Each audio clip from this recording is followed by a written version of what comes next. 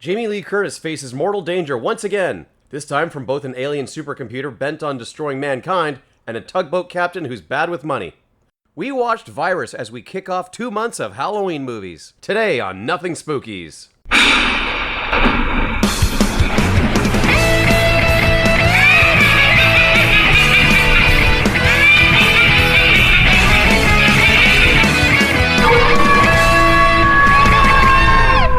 Greetings, human audience! Welcome to Nothing Spookies, the podcast where we ask the question 01101101. Pause for laughter! I am your human co-host, Kaz Lesgard, and I am aware. Jesus Christ. Seconds ago I said, hey, do you got a way to open the episode? And he's like, boy, do I ever. And I'm Jameson Rafter. I have come prepared with bits galore. How was your day, co-host Jameson? Mine was lovely. It was involved many human activities, including loading, taking a walk outside, smelling a flower, eating a club sandwich, and then digesting it with my combination stomach and intestines. How's my day going? Well, it's gotten a whole lot worse, I'll tell you that much, especially after I was bitching about work. But hey, how about that? It's a reason to celebrate tonight because it's time for us to do our funny Halloween movies again. Yes! Yeah. It is time once Stop again! it. You stop this right now. This is the bit. This is Jesus. the reoccurring bit. Software upgrade! Oh, thank God. Oh, that's so much better. You Thank needed God. to give yourself an excuse to get out of character. I needed to update my mouth. Well, no, because I'm still a robot from space. This is canon. This is canonical. For all future episodes, I'm a robot from space, but my malware has been upgraded. That's a thing, right? Where people just have, they adopt, a persona when they're doing a show? I guess my persona is, my name's Jameson Raptor. I've been cursed with being on this show with a robot from space. Okay, all right. There were signs. Yeah. There were hints, Jameson, when I walked into your apartment that I was a robot from space. Yeah. One of these days, we're actually going to film ourselves recording these, and then people are going to clue in that you're just like a puppet. I am. I'm just a meat puppet. You're a Tom Servo. My flesh is hanging off of me. It's not so much attached. It's just kind of hanging off of me in clumps. You can clearly see my metal endoskeleton underneath, but I'm just. But we're burying the lead here. You'll see that I'm a robot. That I'm a robot puppet, and you'll see when we film ourselves that Jameson, as soon as I start talking, immediately puts his head in his hands and just starts massaging his temples. You wanted to say something about The Crow. What did you want to say about that? Not anymore, I don't. All right, so what movie are we covering today, Kaz? Okay, well, we are burying the lead because it's Nothing Spookies, Jameson. It's late August, so we are... Yeah, we are a little behind the ball on We're this. already behind in terms of celebrating 2 months of Halloween, as we normally do on this show. Normally we try to get at least one of these recorded in, the last week of August, but... yeah, work has just been an absolute bear for me lately, and I had requested that we push this back to the end of the week, where I am just dead tired. So your energy during this recording would have been exactly the same if we had stuck with our original recording date of after 9 p.m. on Monday. Yeah, exactly. That's fair. That's fair. Whatever. It's good. We do this because we can and because we love, but we do it when we have time. And we have time now, so we're here. We're here to discuss Nothing Spookies. And this year, in the spirit of Halloween, our focus is where it should be, on the women, on the ladies. Yeah, so on the Scream Queens. Yes, so we had the high ambitions of doing all of these different series throughout the year. And we sprinkled in some spotlight episodes of other actors that really didn't quite fit into a theme. I wanted to go back to a theme here, and since it was Halloween, I was thinking, okay, well, what's something horror-centric that we could go after, that we can sink our teeth into? Like a Dracula. Like a Dracula, if you will. But another thing that I realized over the course of this year, we haven't covered any broads at all. Yes, a true feminist icon, Jameson Rafter. We gotta get more dames. Exactly. We gotta get more of these glamorous gals on this show. It's been a minute since we've highlighted actresses on this, right. and I figure like, okay, well, here's a golden opportunity to go after, like, say, like the Scream Queens, some Final Girls. We're doing four in a row because we always do 4 Halloween episodes. So there we go. We're up in the estrogen. That's right, so to speak. And just keep digging this hole deeper, Jameson. So this one's for you, ladies. That's right. Tune in. The ladies just tuned in. They were about to turn it off, and they're all like, "Oh, they're speaking to me, the voice of a generation." And we're starting things off with the obvious pick, the queen of the screaming, one Jamie Lee Curtis. Hell yeah. Recent Academy Award winner, Jamie Lee Curtis. Something about fucking time. Kind of incredible. Never won on her first nomination. Never, and we'll run down her career. So it's a career pretty robust, I'll say. Incredibly robust career. She's basically worked in every genre under the sun other than musical, I want to say. I don't know. Maybe she's done some stage. I didn't look that far into it. Now, we'll get into the career. Now, have you seen Everything Everywhere All at Once? Oh, yeah. Follow-up question. Have you seen Black Panther Wakanda Forever? Yeah. Yeah. So her Oscar, as fantastic as it is still like a little contentious amongst awards snobs, because the general feeling seems to be that she stole that Oscar from Angela Bassett in Black Panther 2. So, of your opinion, Jameson, which performance do you think was the stronger of the two? Just leaving politics aside or whatever, like who do you think deserved that statue? Like politics of Oscar nominations and stuff. I couldn't really weigh into that. Democrat and Republican politics. No, sorry. Go ahead. I think Angela Bassett had the better scene where she was breaking down and talking about the loss of her family. I think that's basically an Oscar nomination for one scene. Yeah, really. So there you go. That's the shoe-in for that. I think Jamie Lee Curtis, I don't know, had a little bit more work to do throughout the course of that entire movie. I can't weigh in on this. They're both winners. They can split the Oscar. They're both winners in my book. I am King Solomon here, and I'm splitting the Oscar. We're splitting the Oscar down right down the middle, right down. Everyone gets half a sword. I just love that this within Oscar history, this will be a fairly contentious win. And you look at the history, and it seems to be like a neck and neck race between Angela Bassett for an MCU movie and Jamie Lee Curtis for a movie where she has hot dog fingers. Yeah. I just think that's really funny that those are the two front runners. Yeah. But I mean, the Oscars are no stranger to having, contentious wins, controversial wins. Oh, it's full of them. They can't knock it off. So they're in good company. And we've gone a while. I don't think we got so bogged down with bullshit. We forgot to mention we're covering the 1999 film Virus. We got bogged down with bullshit. That's the longest I think we've ever taken to actually introducing what movie we're covering today.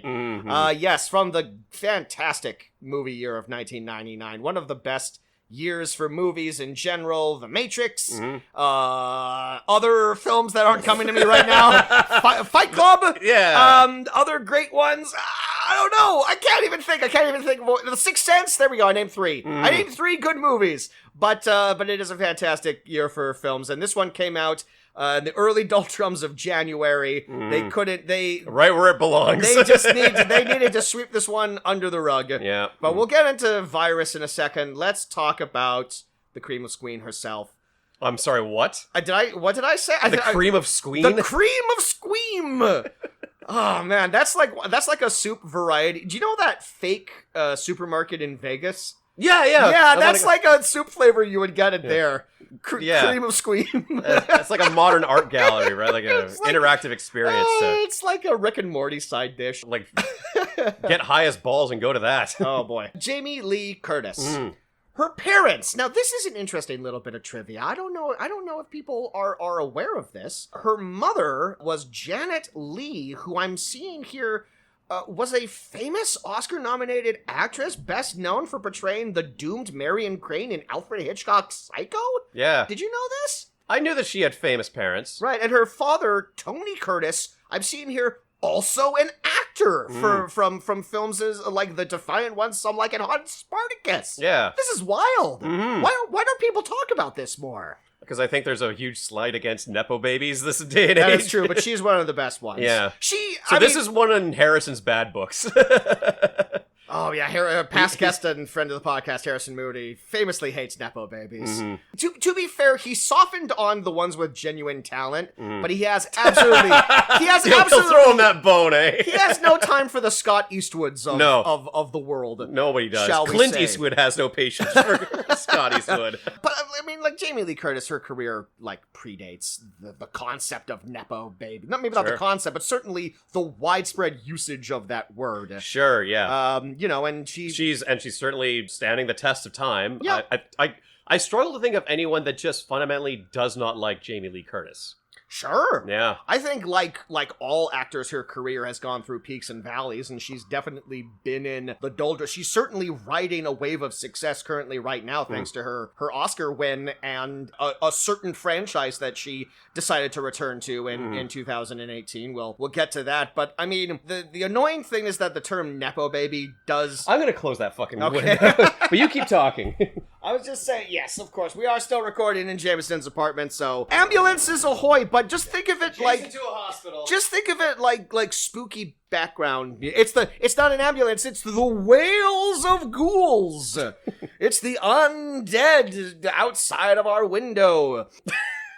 The Nepo baby term does annoyingly fit Jamie Lee because she undeniably got her career started because of the clout of who her parents were, which I will identify when I talk about her very first credit, which I will do right now. Yeah. Jamie Lee Curtis, she's born in 1958, Janet Lee and Tony Curtis. She has an older sister and 4 half-siblings from her father's other marriages. Her parents divorced when she was 4, and she said that her father wasn't around or interested in being a father, although they later became close. Her big break came in 1977 when she was cast as one of the leads on the TV show Operation Petticoat, which was based on a 1959 movie starring her father. So her dad starred in the movie version, and because of the clout of having the same last name as Tony Curtis, she gets on the lead of this show. She appeared on 22 episodes, but she was replaced along with most of the cast in season 2. But she seems like kind of a dumb decision then to cast the kid of one of the original stars into it if you're just going to end up replacing them anyways. Yeah, I know. Yeah. And she wasn't even like one of like the main leads. I didn't look much into... It wasn't like a gender flip version of the movie character or like the descendant of the movie character? No, I believe John Aston of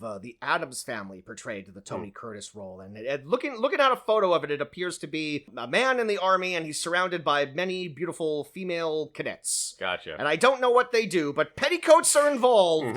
I'm gonna come up with the plot of Operation Petticoat, not having looked it up right now. I'm going to assume it's like Hogan's Heroes, but with Three's Company, but with dressmaking. Gotcha. I don't know. But she didn't have long to mourn the loss of her TV show because right around the corner was her debut film.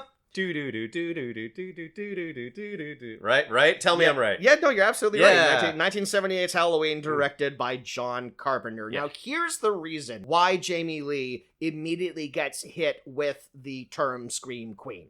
It's because her career literally starts with Halloween, one of the biggest horror movies of all time, and then in quick succession from 1978 to 1981, she makes John Carpenter's The Fog, the original Prom Night, Terror Train, Road Games, and Halloween 2. Those are her first 6 movies. They're all horror films. Yeah, and I just gotta imagine, like, her voice has gotta be so hoarse after having to do all those blood-curdling screams so often. I imagine that's why she kind of put a cap on making horror movies for a while after that. As a new actor, you don't necessarily want to get bogged down in a genre even more so than she was. Yeah, I think you don't want to get typecast as something like that, and you certainly don't want to blow out your vocal cords before you're 40. I think you had to fight pretty hard to get over the title of Scream Queen, even though she definitely wears it as a badge of honor now. But at the time, yeah, she definitely wanted to stretch her acting muscles. So after that run of horror films, she takes a crack in comedy with 1983's Trading Places, where she goes toe-to-toe with heavy hitters like Dan Aykroyd and Eddie Murphy. Really holds her own on that. That's a comedy classic that is fondly remembered. Then she has a long string of nothing movies for almost a decade here. She's in titles that don't have any cultural footprint, such as Love Letters, Grandview USA, A Man in Love, Amazing Grace and Chuck, Dominic and Eugene, and Perfect. I haven't seen any single one No, of those. most of these are pretty bad. Some of these got some Razzie attention, but outside of that, no one really talks about these. A lot of them seem to be earnest dramas that have kind of disappeared into the ether. But in 1988, she gets a bit of a career bump because she does appear in another comedy, another well-loved, remembered comedy, A Fish Called Wanda, where she is an American amongst the Brits, John Cleese and Michael Palin. Kevin Kline, of course, wins an Academy Award for that performance. Just one of the funniest movies of the 80s. It's just an endlessly watchable, quotable film. I'll have to take your word for it. Haven't seen it. Oh, you would love it. After all that Monty Python talk we did. Yeah, you never brought it up. You never asked, like, hey, have you seen it? And I would have said, not yet. You can interject whenever you feel like. Man, I'm really glad that we didn't end up covering Fierce Creatures, because it would have been so embarrassing if you saw Fierce Creatures and not A Fish Called Wanda. Almost as embarrassing as you having seen Shock Treatment and not Rocky Horror Picture Show. Yeah, I'll get around that too. You're already getting around it. As in I'm avoiding it? Yeah. Here's something that I didn't know. 1989, she has a sitcom for 56 episodes. She's in the sitcom Anything But Love, where her co-star is the late Richard Lewis. From 89 and 92, they had like a sitcom, a network sitcom. What was it about? A couple of kids who are trying to make it in the big city. Gotcha. I don't know. Every sitcom. Like he wasn't a doctor? Like it wasn't like a... I didn't look like that... Becker situation? I didn't look that far. I read as much of the synopsis as, like, they meet on a plane. Okay. And then they don't like each other at first. But then later on, it's called Anything But Love. But guess what happens, Jameson? Love happens. Love, actually, is what happens. 1999, she's in the Catherine Bigelow thriller Blue Steel, which is an excellent rookie cop thriller movie that I feel nowadays is better remembered because it's Derek Zoolander's signature look. 1991, she's in the forgotten ensemble drama Queen's Logic. She's also in the film My Girl. Yeah. Reuniting with Dan Aykroyd from Trading Places. Not a film I've seen, but I'm familiar with it as the film where Macaulay Culkin gets stunned the fuck to death by bees. Yeah. That was one of those movies where, like, as a kid, someone comes up to you in the school, as just a friend, says, hey, have you seen My Girl? No. It's like, Kevin McAllister dies. And I'm like what? Like, horribly. Yeah. What? And then, like, his, like, sweet little friend goes to his funeral, because the plot of that movie is Dan Aykroyd is a coroner. So it has, like, a weird dark undercurrent, because she, like, goes up to, like, Macaulay Culkin's corpse, and she's all like, he needs to wear his glasses. He can't see without his glasses. Bonafide hit. People loved My Girl. They had My Girl fever. And yet, with a description like that, it sounds like it could easily have been something we covered on this show. Maybe with a weird twist like that. Maybe one day. 1992, she's the love interest in the film Forever Young, which is an early J.J. Abrams script where I want to say Mel Gibson gets, like, cryogenically frozen and then sent to the future, and then, like, he starts, like, aging fast, but it's like a weird romance film. I don't know, never seen it. Okay. 1990 Thrill. The thrills Is don't it True stop. Lies? Almost. 1993, she's in the psychological thriller Mother's Boys. 1994, I don't think we can cover My Girl. We might be able to stretch the episode parameters to cover 1994's My Girl 2. They couldn't stay away. They needed... Oh, everyone's back. Aykroyd. Except Curtis. for Macaulay Culkin. Okay, actually not everyone's back. Forgot not everyone's back. But also in 1994, yes, she's in probably one of her best loved performances, James Cameron's True Lies. Fantastic action romp. Yes, that she's phenomenal in. It's like, it's this big budget James Cameron, Arnold Schwarzenegger action movie that for like, if I'm remembering correctly, for like 30 minutes, she kind of becomes the protagonist of. Yes. Yeah. Yeah, because she's following up on this breadcrumb trail that Arnie's setting up for her as, like, I don't think he's trying to entrap her or anything like that. I think he's trying to rekindle a romance. Well, she thinks that she's having an affair with Bill Paxton. Right. And then it turns out that Bill Paxton is doing a con on her. So he corners Bill Paxton. He makes Bill Paxton pee his pants. And then he does basically entrap his wife. But it's like fun, sexy entrapment. So it's okay. Yeah. It's all right. He makes her like strip under under the pretense that he's gonna kill her, but it's all fun. With that nice James Cameron sheen on everything. 1996, she's in the comedy House Arrest, where her and Kevin Pollak get locked in the basement by their kids. It's another kids rule, adults drool type movie. Yep. 1997, the aforementioned Fierce Creatures. The cast of Fish Called Wonder back, baby. Reunites, and no one cared. 1998, another ensemble film, the dark comedy Homegrown, which is about weed farming. Directed by Stephen Gyllenhaal, whose son Jake, you may be familiar with, who is Jamie Lee Curtis's godson.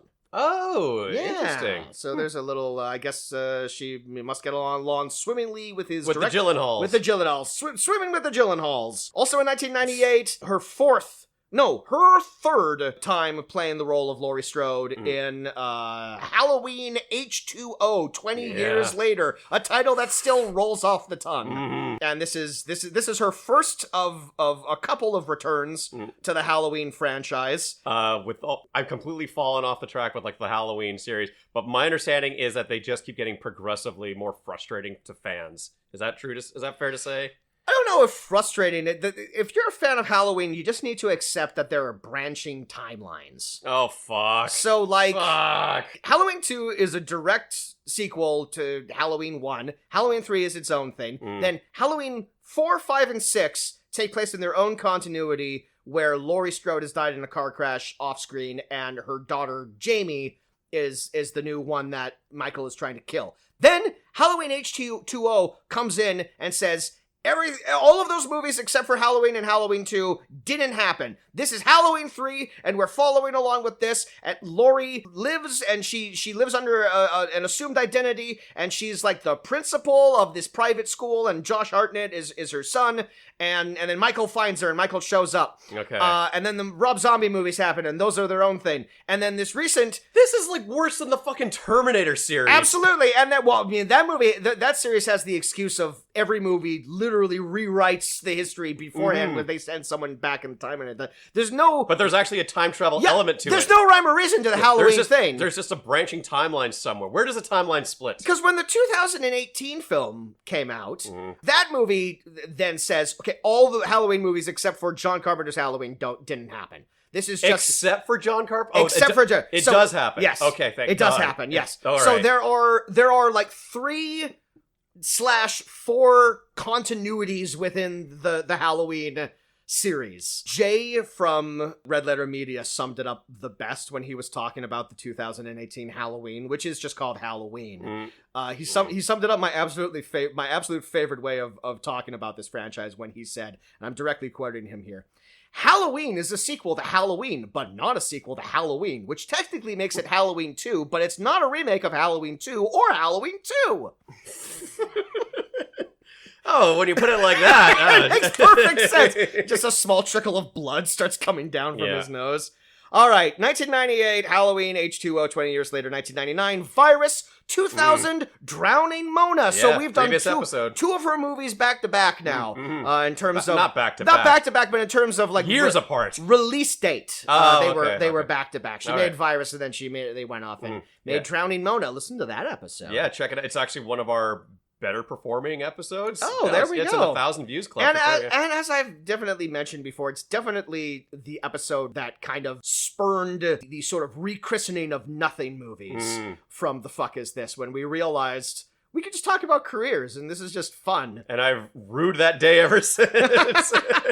Well, you should have complained more. 2001, she's in the spy thriller The Tailor of Panama, where she's married to Jeffrey Rush, and her son is young Daniel Radcliffe, pre-Harry Potter. Pierce Brosnan is also in that. She's also in another ensemble comedy, Daddy and Them, directed by Billy Bob Thornton. 2002, she's in Halloween Resurrection. I would still say, for my money, the worst Halloween movie. Okay. This is the one where they're filming a reality show in Michael Myers' house, and Busta Rhymes is the producer, and he's basically the hero of the movie, and he defeats Michael Myers with kung fu. at the end of it. Okay. And Jamie Lee is in the first 10 minutes because her only stipulation for coming back was you have to kill me. You have to kill me in the first 10 minutes. Mm-hmm. So in that continuity, Laurie is dead. Yes, and it died with her. And it died with her, except it did it because it came back to much more financially successful. Sure. Good. I don't know. I couldn't think of financially good. I don't know. I couldn't think of anything. 2003. Probably one of the biggest hits of her career, both commercially and from like a critical consensus. The family comedy Freaky Friday. With Lindsay Lohan, which before her eventual Oscar nomination and win for Everything Everywhere All at Once, this was the closest Jamie Lee Curtis came to getting nominated for an Oscar. She got some precursors. She got a Golden Globe nomination. Would have been a fun nomination. I Absolutely, would have loved to have seen her in there for this. She killed it as, like, you know, rebellious teenage girl in the body of a grown woman. And I sort of feel like Jamie Lee Curtis's real life persona was not that far off from how she was in the movie, and I think she sort of kept that rebellious streak going decades later, and I'm here for it. Jamie Lee Curtis is just such a fun celebrity. Oh, she's a fun interviewee subject. Yeah, takes no bullshit. She's incredibly candid. I think she's gotten herself into like trouble before, but like bullshit trouble or something. Yeah, like they were asking her like, "What's your opinion on the MCU currently right now?" Earlier this year, and she's all like, "Oh, it's crap, it's garbage," and she had to like release like an apology. It's all like, Jamie, you're allowed to think things aren't good. Don't feel like you need to apologize on our behalf or whatever. It's just all these toxic fans out there who are all like, tear her down. No, and she's absolutely right, and she's correct. She's correct. Here's the thing: she was correct about that. No, but she like takes no guff from everybody. Did you ever hear the episode of Game Grumps where she was a guest? Jameson, I had that written down in her filmography. I was gonna bring it up when it came up, but let's talk about it. Yes, I have. I absolutely have. She is such a shit talker. She's delightful. She's so good at trash talking. Yeah. It's awesome. She's absolutely delightful. I have to. I mean, like those guys have now interviewed and hung out with a cadre of famous people, but I have to imagine every once in a while they wake up and pinch themselves because they're like, "That's right, we hung out with Jamie Lee Curtis one day." Like that was dope. And credit to them, they didn't just gush about her movie career; they just fucking played Mario Party. They just played Super Mario Party. They stayed on topic. Yeah, that was great. So yeah, Freaky Friday. She doesn't get the Oscar nomination, but she has like her first bona fide hit in a really long time. You would think that this would set off a bit of a career resurgence for her, but actually the exact opposite happens. She kind of goes into a bit of a dark period. She immediately follows that up with another family comedy. I'm going to say not nearly as good as Freaky Friday. This would be Christmas with the Cranks. Oh, that's unfortunate. Yeah, it's very unfortunate for everyone involved, most of which Jamie Lee Curtis, probably slumming it. Genuinely the most talented person in that movie. Then she takes a break for 4 years, comes back. But hey, it's the first Christmas movie after a string of Halloween movies. She had to do it. She had to get it one. She's conquering all the holidays. Yeah, next up, St. Patty's Day. Yeah. Well, next up is Cinco de Mayo because she's also in 2008's Beverly Hills Chihuahua. Oh, lovely. 2010, she's in the comedy You Again, which partners her with her longtime friend Sigourney Weaver, a fellow Scream Queen. It's the only movie that they've ever made together, and it's a pretty forgettable comedy where, like, they're old enemies, and then I think Jamie Lee Curtis's daughter is Kristen Bell, and Sigourney Weaver's daughter is someone else, and they don't like each other either. So generational hatred, like Hatfields and McCoys. Yep, and Betty White is the sassy grandma in the middle, who's just all like, let's get it together, I'll smoke some dope. I don't know, I'm assuming that's what it's about. Honestly, with a cast like that, I might have to put eyes on it. Future episode, possibly. 2014, she appears in the Veronica Mars movie, speaking of Kristen Bell. They made a movie about that? They made a movie, yeah. I guess fans of the show like it, or don't. I'm not sure. I never watched Veronica Mars. Neither do I. No, she was a detective? Yeah. Yeah. Kid detective. Solve mysteries? Yeah. Yeah. Young lady detective. Also in 2015, she's on another TV show, this one bearing her honorary title, Ryan Murphy's Scream Queens, which didn't last very long. Only lasted for 23 episodes. She directed an episode, though. And Ryan Murphy has said that he wants to bring it back, but to be fair, Ryan Murphy has like 18 projects at all times, so who knows if that'll ever come back. That premise was just like it was like a sorority horror comedy, right? I believe so. Jamie Lee Curtis was like the dean of a all-girls school or something like that? I would say yes. Okay. That sounds correct. I've never put eyes on Scream Queen. Sounds fun, but it's like her, Emma Roberts. It's fine. People seem to like it. Not enough to keep it on the air, but no, certainly not. But I just remember, there was this. It had a massive hype advertising campaign. Yes. I saw it fucking everywhere, and it's like I don't know anyone who watches this show, but I see billboards and online ads for it all the goddamn time. So I don't know. They're really like hyping that one up. They put all their money into the marketing, and it didn't save it. Didn't even make it to season 3. And then she's in a couple of very tiny movies before her big resurgence again. She has a small role in something called Spare Parts, which I can glean is a true life story about some Latino high schoolers who build a robot for MIT. She appears to play the principal in this. Plays a lot of principals. She plays a lot of principals. She needs to go back to playing sassy diner waitresses like in Drowning Mona. She was tailor-made for a role like that. She really is. She's having like a cigarette always like hanging out of the corner of her mouth. Yeah, playing Flo or something like that. Yeah. She recommends the yogurt. That's the other thing about Jamie Lee Curtis. She had like a long string in this period where she was pitching for... She's the pitch woman for probiotic, right? Probiotic yogurt. It's like, I want my face to be the face of, when you can't poop, eat this. That was a big marketing push for her. 2018 is her big comeback year.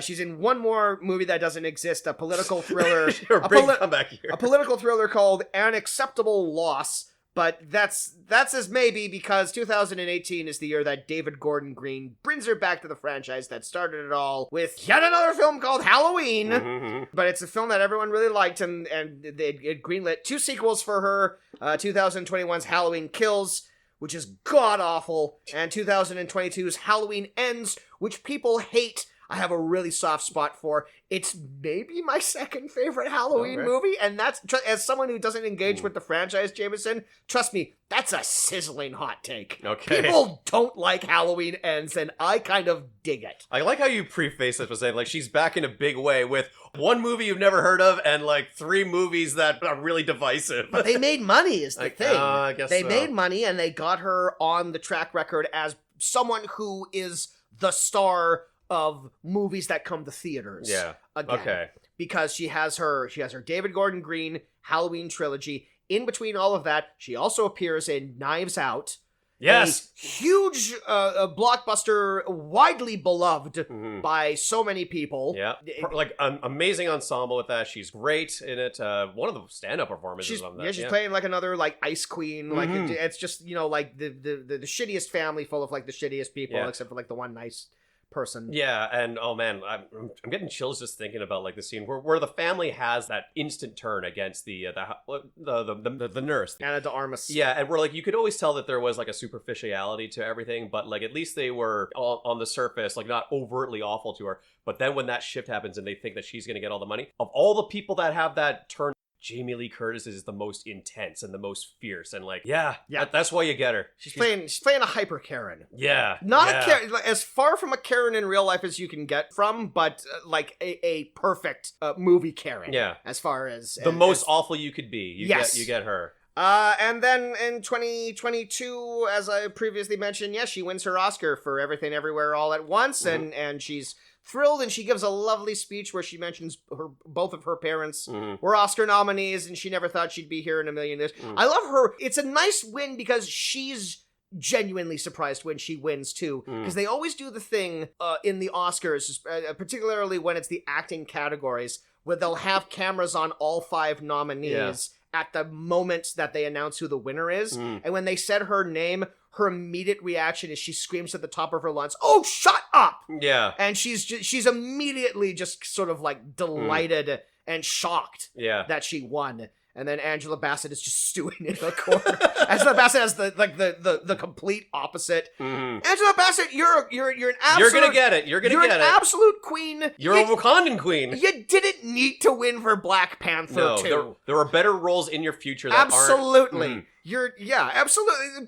People. Here's a fucked up thing about the Oscars is the year after she lost for Wakanda Forever, they gave her an honorary Oscar, and it's like, Angela Bassett's like in her 50s. Like it's just so much career left. What are you doing? Mm-hmm. She'll win one eventually. I hope. They anyway. often give the what did you just call it? The honorary Oscar. Don't they give like the honorary Oscar to people that have never won an Oscar and likely never will? Right. Or will die soon. Oh, yeah, it's kind of sucks. Rude. It kind of sucks. And they've been doing that a lot lately, where they've been giving it to like classic actors of color who haven't won one yet. They also gave one to Samuel L. Jackson, which is also like, come on, guy, he could get another one. He could get Tarantino could write him something. Come on. Yeah, I don't know. That's brutal. Well, it's pretty brutal. I am happy for Jamie Lee Curtis because, like, yeah, she had that nice reaction that even I saw, and yeah, and she deserves. Look at her career. Look at the things that she's done. Yeah, and that just speaks to how much of a genuine person I think she is, just across the board. So yeah, good for her. Following her Oscar win, she plays a floating head in a crystal ball in Disney's first remake of The Haunted Mansion. They made The Haunted Mansion again. Yeah. No one saw it, and the people who did see it didn't care for it. Yeah, so, well, let's try it again. Why is it so hard to make a movie about The Haunted Mansion? It feels like a pretty softball fucking straightforward concept. kind of thing. Yeah. I think it'd make for a decent, TV special. I don't know why you could stretch it up to a movie. But yeah, they're gonna try, I suppose. Yeah, just I don't know, throw it on Disney Plus. Maybe throw some Muppets in there. Yes, absolutely. They did that. That's my joke. Is they've already done Muppets Haunted Mansion. Okay, easily the best of the Haunted Mansion movies. Here's why it's the best one. It's like 50 minutes. Hey, it's a win in my book. You're in and out. Yeah. And then this year, she is in a movie that people really did not seem to like, the video game adaptation of Borderlands. What did you think of that? I didn't see it. Oh, okay. I assumed you would have seen it because you see all movies. I was going to, and then everyone said it was garbage, and then I just didn't go. Mm-hmm. I just didn't go. I believe it's already out of theaters. As of this recording, you can't even see it anymore. I think the big sticking point for that movie, as just sort of a shameless knockoff of Guardians of the Galaxy. It's what it looks like from the marketing. That uses like just the skin of Borderlands with none of the appeal for the gamers, and also 15 years too late to make a movie adaptation of it. I think the big thing of it was they cast Cate Blanchett as sort of the action heroine. Now, I love that. I haven't seen Borderlands, but please make more action sci-fi movies starring people in their 60s. Well, in a real fucking Expendables way of doing it. Well, and not just the age, just the fact that she's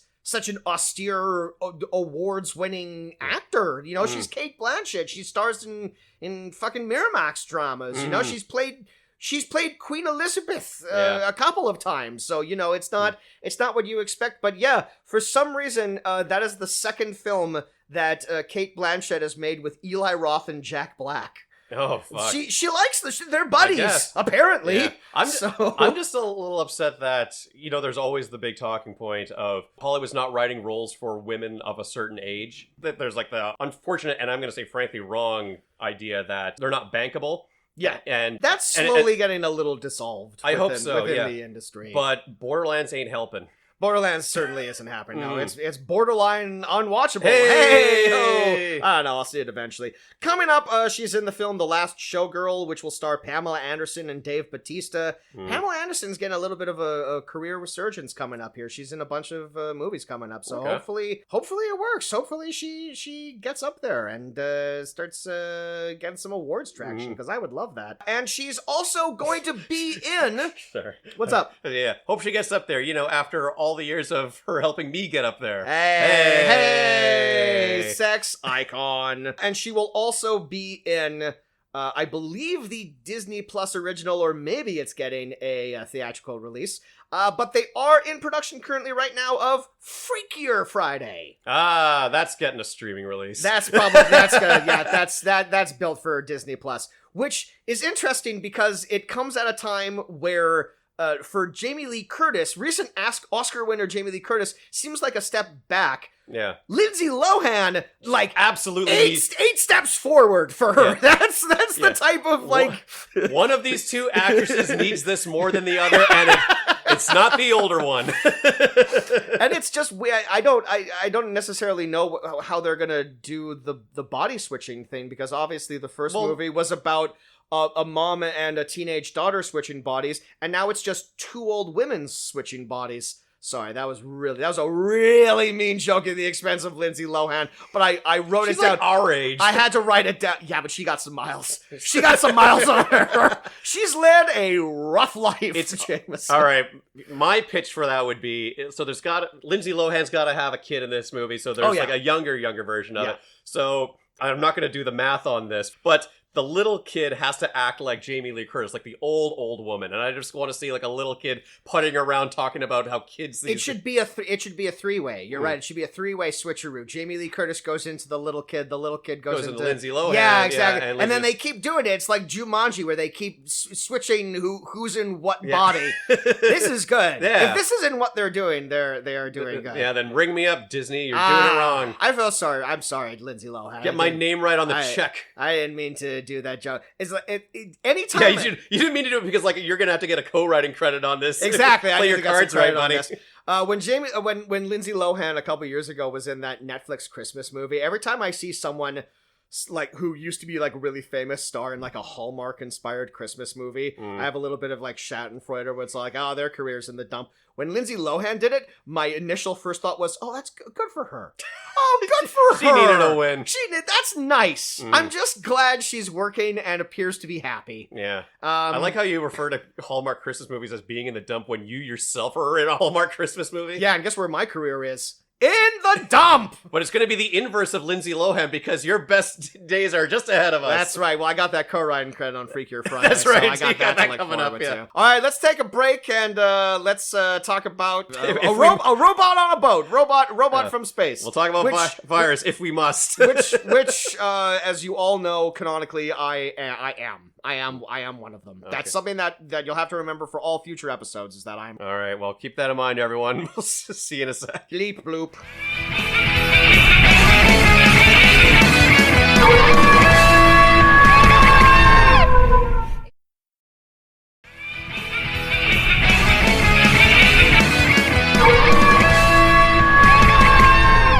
So part of the reason I was a little upset with us doing this on the Friday when we originally scheduled it for Monday was because on the Sunday, I thought of a really dumb joke. Okay. Yeah, and I've been sitting on it all week. And after just a really tough, arduous week full of a lot of overtime, I'm hanging in the ropes here, but I'm determined to get this dumb joke out there for the universe. All right. Set it up. Let's do it. Let's do it. I'm here. All right. So there's a remake of The Crow out now. Did you hear that? Hey, folks, did you hear this? Did you hear about this? Did you see this? Yeah, there's a remake of The Crow out there where the original, famously, Brandon Lee died on set when he was shot with a stun gun. Now, would this happen to be a shot-for-shot remake of The Crow? I don't. Oh. There. Thank you. That's. I'll do my best Paul Schaefer laugh. A shot-for-shot remake. Okay, so we just combined like elements of Carson, Leno, and Letterman all together. We that parody was timely, off the rails. Yes, truly. More heavy lifting went into that than the actual setup. Oh, all right, boy, you were sitting on that joke, much like a crow sits on eggs. Virus on a wire, yeah. which a virus would go through. Virus, it is directed by John Bruno, who is better known as a visual effects man. That makes sense. He has been nominated for 6 Academy Awards for visual effects, including the films Ghostbusters, Poltergeist 2, Batman Returns, Cliffhanger, the aforementioned True Lies, and he won an Academy Award for visual effects for the James Cameron film The Abyss. Ah, okay. Yeah, the one James Cameron movie that I feel like is like the like if we're ever covering, if there ever existed a James Cameron nothing movie, it would have to be The Abyss by default, which was a very big, financially successful movie that won Oscars, but like it's no Terminator. Does anyone remember The Abyss? There's the alien in the it's bottom underwater, of the water. Yeah. Much aliens and water. That's why he got this job. That's right. Clearly, but this is his only feature as a director. He does have 2 other interesting directing credits that are worth mentioning. He directed the opening sequence to the classic adult animated film Heavy Metal. Oh, okay. Did you? I'm taken by your tone. You never ended up seeing. Oh, that. I've seen Heavy Metal. Oh, you've seen it. No, but I was just high as balls when I watched it. As is the way. Mm-hmm. I used to own Heavy Metal on VHS, and I know this because I bought Heavy Metal on VHS from A&B Sound in Kelowna. As you did back in the day. When I was far too young to have bought Heavy Metal. And when the dude rang me up, I fucking like ran like I like stole like I robbed like a jewelry store at Jameson. Like it's all like I just got away with something that I should not have gotten away. I need to go. I need to never come back to this store ever again. That's why you got your fake ID out for that? Because I knew it had cartoon boobies in it, and yeah, it kind of changed my entire life. I might have worn certain scenes of that tape out if you get my gist. Yeah. But so he directed a segment of that, and he also co-directed the theme park attraction movie Terminator 2 Battle Across Time, which was like a 20-ish minute additional short film that played when you went to Universal Studios. But there was a Terminator theme park attraction in the 90s where Arnold, Linda Hamilton, Edward Furlong, Robert Patrick, they all filmed original shit for the thing. I remember something like that. I went to Universal Studios back in like the early 2000s, and the ride, it wasn't even much of a ride. It was like a theater experience where you were at like a... the seats moved. It's what we call 40X now. Was it something like that? It was like a trade show exhibition for Skynet where like, you know, they're debuting the T-800s and all of a sudden they come to life and the screens go all static. And I remember there being Arnie up on the screen delivering lines that I didn't remember from the movie. So yeah, I guess someone did have to direct that. Yeah, it's like a weird... I think James Cameron might have spent some time on it. Yeah. And then I guess he got John Bruno to help him because he was busy with... For many years, T2 Battle Across Time was widely considered the best Terminator sequel outside of... outside of the first two, yes. It may still have that, although I do believe the ride is gone now. I think they finally have replaced it with, I don't know, Minions or some nonsense like that. But I mean, from what I remember, it wasn't even a ride. It was just one of those theater experience ones. I feel like it was a ride of some degree. Sure. But I wouldn't be able to say that. But yeah, John Bruno, he's a James Cameron guy. He's worked with Cameron on a bunch of other stuff. He's been to the Titanic with Cameron in his little submarine. So he was actively working on Titanic when he got offered Virus. And I think James Cameron said, like, I'm too busy, you do it. I'm too big, you gotta go. You gotta stretch your wings, John. You gotta fly. You gotta fly like an eagle. Tell you what, I'll ring up Jamie Lee. She'll be in it for you. Exactly. It would come to be a decision that she would regret. Jamie Lee Curtis does not like this movie. Oh, really? She trashes it at every possible opportunity.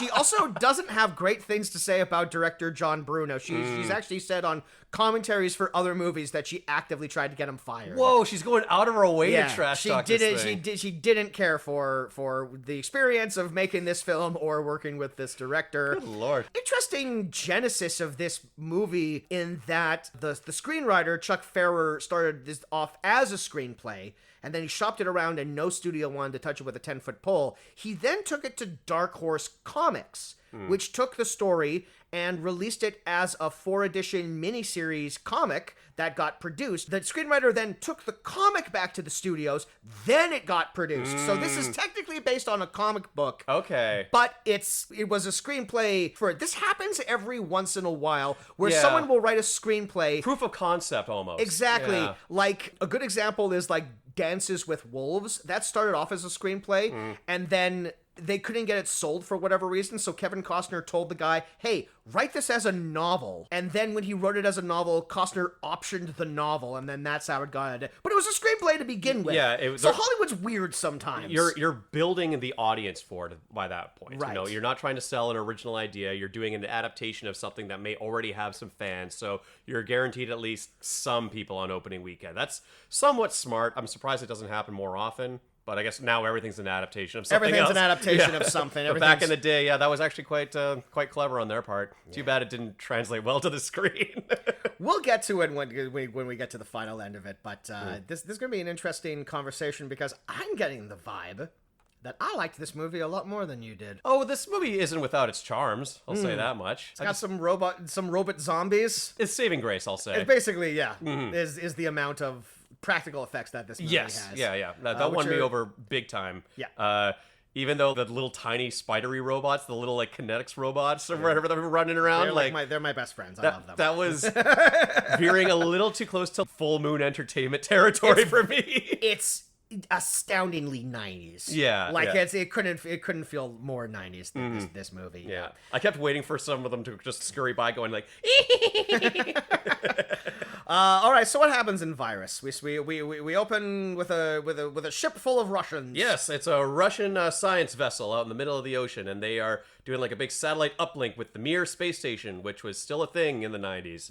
Yep. And there's all the Russian people, and they're walking around saying like, good work. Good work, comrade. Yeah. Yes, this vodka is tasty. Boy, we've been other Russian thing. We've been tipping our hat to like 2 in a row. Has it been 2 in a row? Hamilton had some Russians in it. Yeah, and the Peacekeeper was not that long ago. No, that's true. Yeah. That is true. We should really brush up on our contemporary Russian geopolitical history that doesn't have anything to do with the last like 10 years. Or just actually cover a Russian. I mean, we have covered a Russian movie. Iron Mask. Yeah. Which you would forget is a Russian movie because it's very based in the Orient. Yeah. So yeah, there's a couple of officers on there. They're talking back and forth to Mir. They're playing like chess with someone on the Mir space station is playing chess with someone on the boat. I noticed at one point that the chief science officer of the Russians, a very beautiful Russian scientist lady, like it's confirmed that she's married to the admiral of this boat. Yes. And yet when she's playing chess with the guy in space, she kind of gives him like a bit of a look and like starts you can nibbling on the tip of a pen. It's fine to flirt when they're literally in outer orbit. It's not like anything's gonna happen. It is a little more exciting. He's very far away. Yeah. Exactly. And maybe Alexei is into that. Maybe that's like their third. We never. My wife and I saw you from outer space, and we liked your vibe. Anyways, it looks like you got your photo. You wanna maybe attempt some re-entry? No, I was just gonna bring up this character's name is Nadia, played by Polish actress Joanna Pakula. Yeah, and then Mir space station is attacked by what looks to be a transparent ghost ship of some sort. It's kind of hard to tell. It's maybe just bad CGI. They are attacked by Star Trek: The Next Generation space anomaly. With the cloaking is on. The cloaking is working. And it sweeps over Mir, and everything goes haywire, and then it beams a purple laser down onto the boat. This is the virus of the title, or is it? Indeed. Because perhaps Jameson, something else is the virus. Something a little close to home. It's a cookbook. Man is the true virus. Yes, but this is our alien virus that is beaming down onto the ship. And then we cut to 8 days later. Something like that. Yeah. Like it would have to be for the. Well, it could. No, I think they literally. Charitably, could even be a day later. No, if those machines work fast. I literally think a subtitle comes up that says 8 days later. Okay, 8 days. I didn't write it down, but I have a memory of that. All right, so it's about 8 days later, and we cut to a salvage boat in the middle of a massive typhoon. The Sea Star. The Sea Star, as it's hauling like a massive freighter, a much bigger than the tugboat itself size freighter full of all this salvage goods. Seems like a bad idea. We will soon come to learn it is. Yeah. Jamie Lee Curtis is on this boat. She is also the science officer of this. She's the science Every woman's a science officer in this. Exactly. I don't know why a salvage boat needs a science officer, but she's a science officer. According to Wikipedia, she's the navigator. That makes sense. That makes more sense. Yeah. Well, maybe she's wearing multiple hats. Sure, yeah. But yes, she's playing Kelly Foster, even though we'll refer to her as Jamie Lee Curtis. She's playing a Jamie Lee Curtis type. Yep. I mean, actually, I would argue, given that she's good friends with fellow Scream Queen Sigourney Weaver, she's really playing the Ellen Ripley of the archetype of this. It's basically, we're on this... It's Alien on Earth. Right. We're in... Alien at sea. Yeah. Space is really the sea of the sky. And here we are on the sea of the sea. Is the planet Earth not in outer space? Indeed. Exactly. It's the aliens' world. We're just living in it. If the further down you go, is that not more space than space? There's more ocean than there is not ocean. All right. There is. That's just a fact. Yeah. That's just a proof. We meet our motley crew here. We meet our salty Alcoholic captain. Oh, my favorite character in this movie. Doffing our caps in reverence to the late, great Donald Sutherland. Oh, gone too soon. He could have lived forever. Shocking. Canadian treasure, that man. Shocking that this was the first movie I watched after his passing. Like, I really should have doubled down and seen some classics that I haven't seen yet. I could have watched Don't Look Now. I could have watched Invasion of the Body Snatchers. But no, it was Virus. And he's great. He's having a great time. He is playing one of my all-time favorite character archetypes of just like the crusty old sea dog. I don't know how many salty sea dogs he's played, but like this fits him like a fucking glove. Yeah.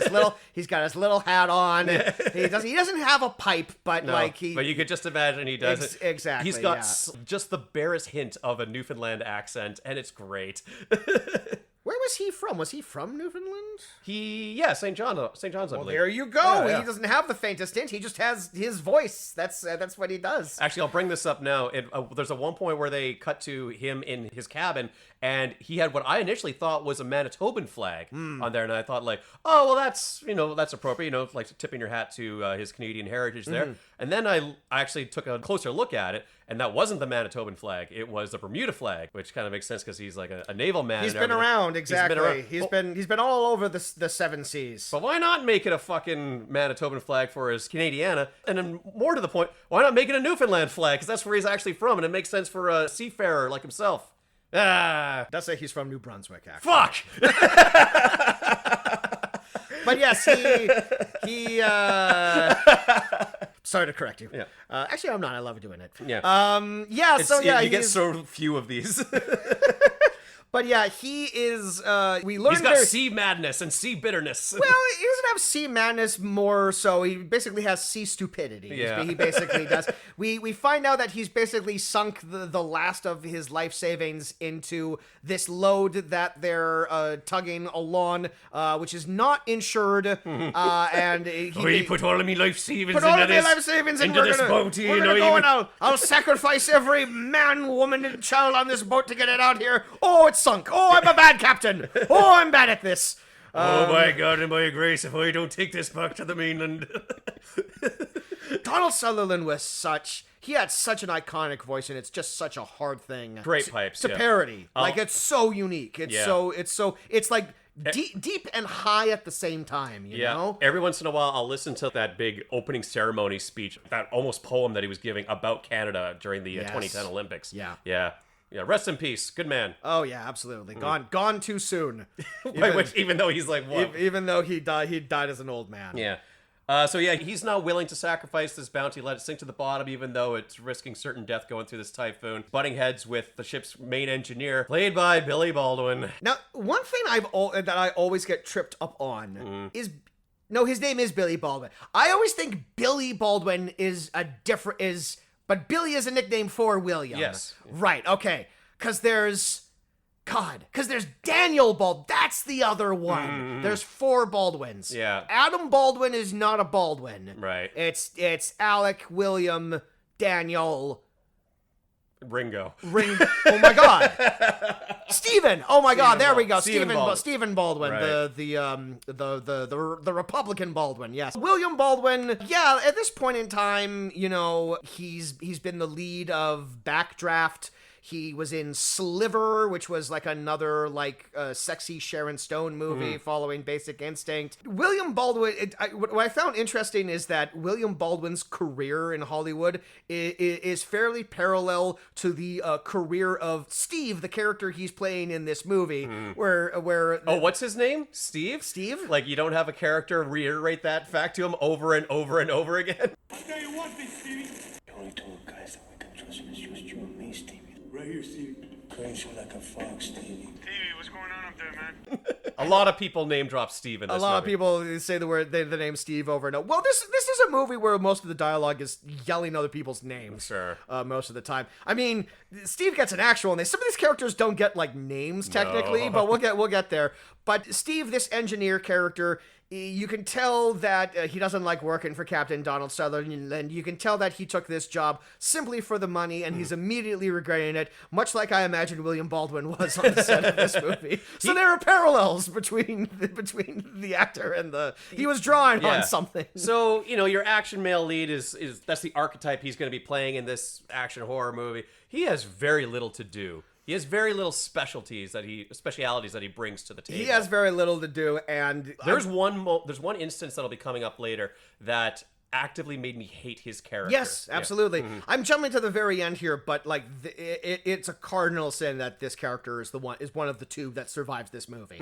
Absolutely. Like William Baldwin, I would say, is like the perfect level of famous to be in this movie, but to be the surprise first one killed. Yes. Much like spoiler for a movie. I guess this movie's pretty old at this point in time. Spoiler for the sci-fi movie Life, which is like an Alien ripoff, but Ryan Reynolds is only in that movie to be the first. So, oh my God, they killed Ryan Reynolds first. I feel like of the three main above the title actors, William Baldwin is the one that should be all like, William Baldwin, he'll be our dashing action hero, and then he gets like a robot. He'll be Deep Blue Seed. Yeah, exactly. Yeah, exactly. Yeah, he fulfills that role. Yeah. Something interesting I noticed in the end credits is that Curtis Sutherland and Baldwin all get the same credit block. Yeah, I noticed that too. That's really weird. And then everyone else gets their own individual credit that I guess they just couldn't... All at like sort of the same level of fame and... I guess famously,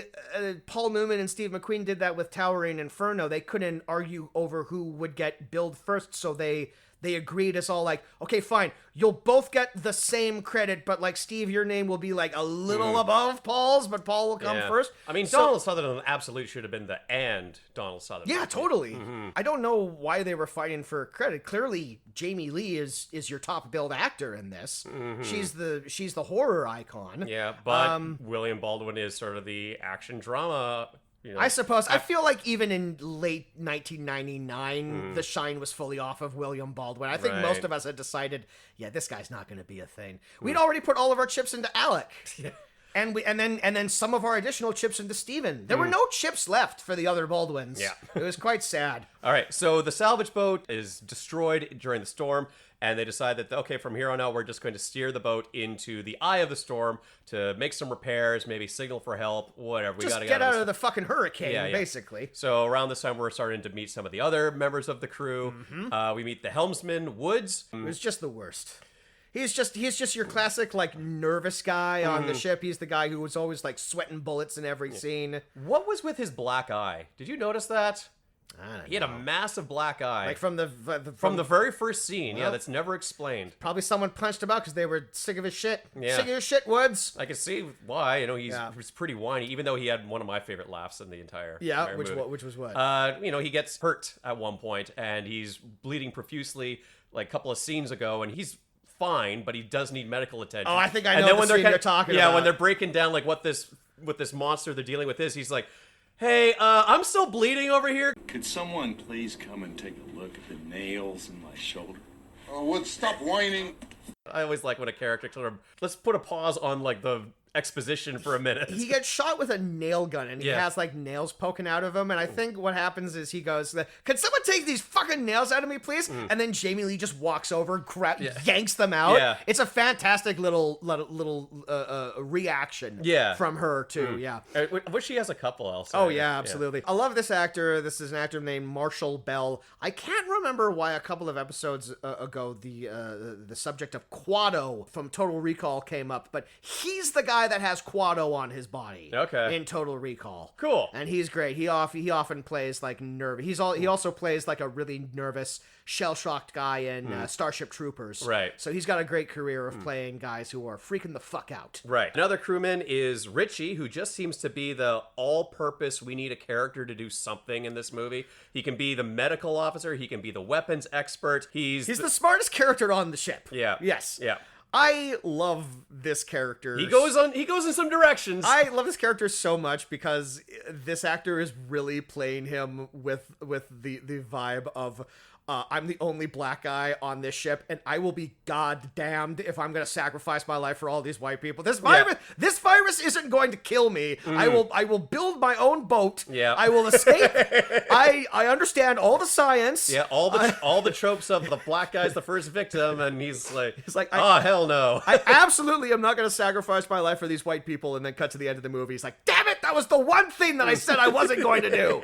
I fucked up, Richie. Now, did you recognize this actor? No, Kaz, I never recognized any of the fucking actors you ever bring up. Can you just... It's just interesting because he came up not too long ago when he played the pivotal role of well-dressed black man. Oh my god. In The Mexican. Oh wow. This is Sherman Augustus, who has a fantastic name. And I wasn't familiar with him until we watched The Mexican, but then we uncorked that genie of this guy. He gets a name this time, so that's good for him. That's a step in the right direction. Man, we should have asked Harrison to be a guest on this episode, because now we can say, like, this guy's been redeemed. I'll bring him up. I'll bring it up. We saw him again in another movie. Remember how pissed off you were about the fact from the one black guy from The Mexican? Well, guess what? He's incredible in this gets movie. a name, and he's the smartest character in the movie. And he's all like, oh, great. Does he sacrifice his life for all the white people? And finally... Oh, no, not finally. There's two other guys. Yeah, so there's Squeaks. Or Squeaky, whatever. Squeaky. Which is not a character name. It's not a name that a person does, but at least to my favorite line in the movie where they're... Well, hey, let's just set the scene first a little bit. They find the Russian science vessel, they board it, they see that it's pretty much deserted. Donald Sutherland immediately gets dollar signs in his side. Like, he has a gun in his mouth, and then they say, like, we found an abandoned ship. And he immediately realizes he can dig himself out of the hole that he's dug himself into. Selling off the salvage. By salvaging it, yeah. And Squeaky says, oh man, like, think of all the money. Jamie Lee Curtis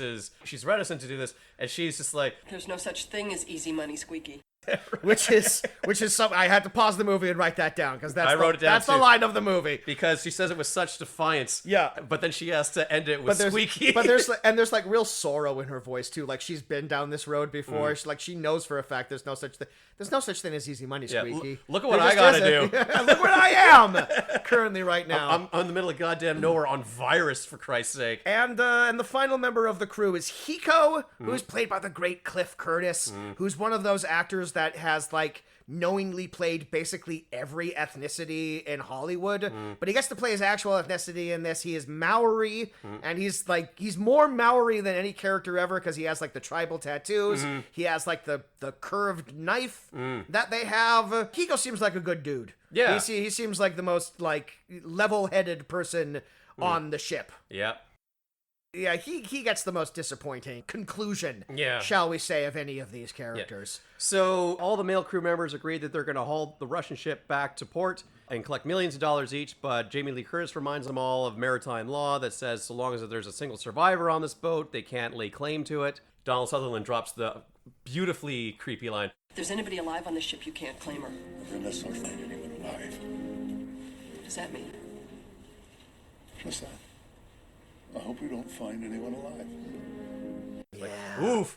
Exactly. So good. And then they break off into pairs. So they immediately split up on an abandoned ghost ship, and Squeaky says the very sensible line of, "This is really stupid," and that turns out to be very prophetic. Yeah, they're on the way to the engine room. Woods and Hiko are still on the boat. They're still on Donald Sutherland's boat. What happens is they start poking around the ghost ship or whatever. Everything is turned off. Yes. What they do is they, like, find, like, the engine room. They, like, turn the ship back on. I don't know, whatever. They turn the power back on. The virus immediately lets out a blood curdling scream. Yeah, as machines are known to do. As machines are wont to do. It sounds like a dinosaur or whatever. And there's a great Donald Sutherland line where all the computers are turning on. One computer turns on, and we see a computer graphic of an anchor dropping. Yeah. And he very excitingly goes, "Well, I don't know much about computers, but that's an anchor." Yeah. It's all like, I know this one. Yeah.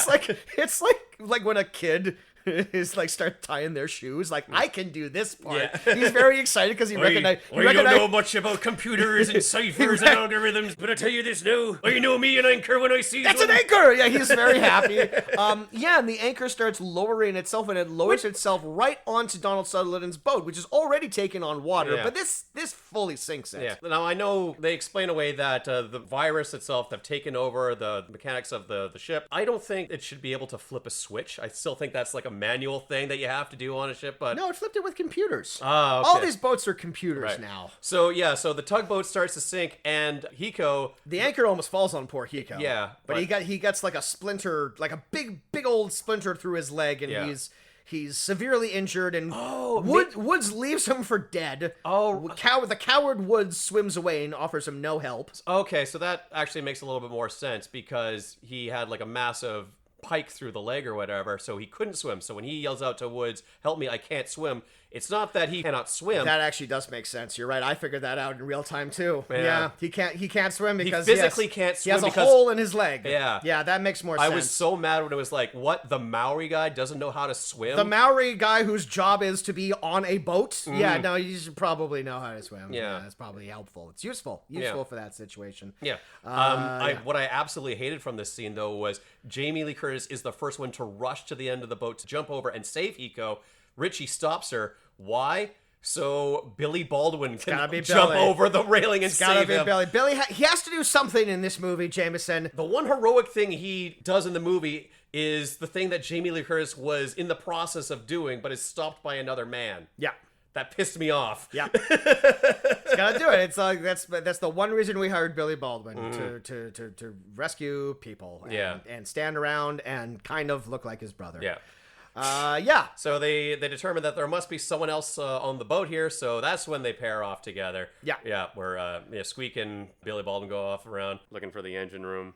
The guy with the black eye and the black guy are paired up, and they go looking for the armory. They go looking in another part of the ship, and this is where we start seeing our little creepy robot puppets scuttling around. Our little connectimals, whatever the hell those were called back in like the 90s. I tried searching it up. I forgot. But you know exactly you've what I'm seen them. talking You've about. seen them Yeah, I know what you're talking about. You've seen them in like gift shops and toy stores and everything. Yeah, if you walked into a Spencer's Gifts, these things were all over the place. Yeah. There's little spider robots, and there's like it's like a robot eye at one point in time. It looks like the thing from fucking Return of the Jedi when C-3PO goes up to the Jabba's palace and like the big robot eye comes out. It's like exactly that thing. Yeah, I did like all the shots whenever we did cut to the big room where all the robots are. They're on an assembly line. It's a big workshop where they are automating, assembling something. As soon as sinister. I saw that, I wanted the soundtrack to go to do do do do do do do do. little powerhouse for It it. just would have worked so much better. Yeah. So they take Hiko. They find like a medical bay, like an emergency bay or Yes. whatever. And I guess on top of being the navigator and the science officer, Jamie Curtis is also the doctor. Sure. She's just everything. She's the one woman, so she's everything. Yeah. She can do, as are all women. Yes. And that's why we're focusing on Scream Queens this year. Because they're everyone. Yeah, she is an icon of the moment. She is now, yes. And they're patching up Hiko, and Donald Sutherland's just drinking in a corner, and he's trying to be genial or whatever, and he's like asking Hiko if he's okay, but he's doing it with like, How can I split this? Like, yeah, exactly. Yeah, he's how all can I like, redistribute this? You're doing all right. You're gonna be able to. Oh, that looks infected. Like, son of a bitch, that's you gotta get some rubbing alcohol on that there. Otherwise, that's gonna spread. That infection's gonna spread. Yeah. And he starts like multiplying his share among like the other people. Yeah. But at this moment, a Combine soldier comes out of the locker room. No, it's actually Nadia. It's Nadia, of course. That's why we set her up at the beginning of the movie. She's the only survivor from the Russians from before we found out that her and her husband were like the last ones to stay on the ship. Some of the crew jumped ship and Some were met a watery grave. Others are still around. Oh. Yeah, and of course, it's like, what's happening? Oh, it came from space. Oh, it's the machines. They've come to life. And, everyone's just like rolling their eyes, not quite believing her, as you do in these kinds of horror movies. So she did introduce herself by firing a machine gun at That's them. true. She did try to kill them. Yes, exactly. Yeah, and they just like, oh, you're just writing it off as is weird Russian government conspiracy stuff that you don't want getting out to the world. We're not believing this alien robot stuff. Because they're also wandering around the ship. They see like bullet holes everywhere. They see puddles of blood. Most of them are all like, this is like the Russian mafia or something. Maybe, but because they're in international waters is the thing. Yeah. That's why they're able to like seize this vessel, because it technically doesn't belong to anyone anymore. It's a remarkably clean vessel, considering that like an entire Apart from all the blood. Well, from like the few like streaks of blood and like one pool of blood, like considering a massacre happened on this ship where there's like 400 people on it or whatever. Yeah, but there's like one little Wally robot who's like going around with like a sponge. Someone's head gets exploded. He's like, Yeah. he's like mopping it up. Spin-off movie, Pixar got on it. Yeah, so now Nadia is part of the team, and she's at least seeded the idea that there's something alien on this ship. Richie and Woods find the robot room. Yeah, they're lured there by like a dragonfly robot that they remark that it stinks. And it took me a little while to realize, why does a piece of metal stink? Oh, it's techno-organic. It's a fleshy robot. That's right. That's what they need a little Giger in here. That's right. And that's another bit of this movie's saving grace. I am creeped the fuck out of like body mutilation kind of stuff. It's good. Like in terms of like practical 90s creature effects, at least these fleshy robot skeletons are pretty effective, honestly. They're great. They're great, and the movie shows them a lot. Yeah. Like the movie understands that like they have gold with these things. Yeah. So they put them like front and center. When it's a blurry CGI robot bullshit, which doesn't even happen that often. It happens like maybe twice. Happens kind of near the end when they fight like the big boss robot, but for the most part, it's like these practical zombos, and they're cool. I like them. They're the best part. And they have some that are like kind of spidery looking. They have the ones that are kind of constructed to be more human-like, and then they have ones that are just bits of flesh slapped onto a robot arm that you would see on a car assembly line. And it has like wings, but like the wings are made of like human skin. And like it doesn't make sense when you look at it. Like, what is the purpose of this? But it doesn't matter because it makes perfect sense in whatever kind of like robot logic brain it's making for itself. You kind of get the idea that like the robot is just like figuring shit out. Like he's just kind of experimenting or whatever. Like he's using us for spare parts. They explicitly drop that line that like whatever pieces it can't assemble itself with the pieces of metal, it's going to use human body parts as spare parts throughout all these experiments. And that's a chilling angle to go with this. Yes. So I'm a big fan of like how I got no problems with how they're doing like the monster robots and human fleshy cyborgs and stuff. And they meet like a full-on fleshy human cyborg, which we later find out is Alexei, is Nadia's husband, who has been now transformed into a being of the virus or what have you. They like replaced its brain with like a computer power source when they do kill it, and they bring it back to the deck where everyone can actually see the corpse. Takes a look at it, starts poking at it, dissecting the brain, and they just see like a weird LCD power gauge in it or something. Like they keep doing that. For as smart of a character as Richie is, like he definitely spends a lot of time poking things he shouldn't be poking. Like at one point in time, that's how Woods gets the nails in his arm. He sees like a little spider robot just doing its thing, minding its own business, not interacting with them, and Richie just goes over and just starts poking it with his finger, and I'm all like, what the fuck did you think was gonna happen, Richie?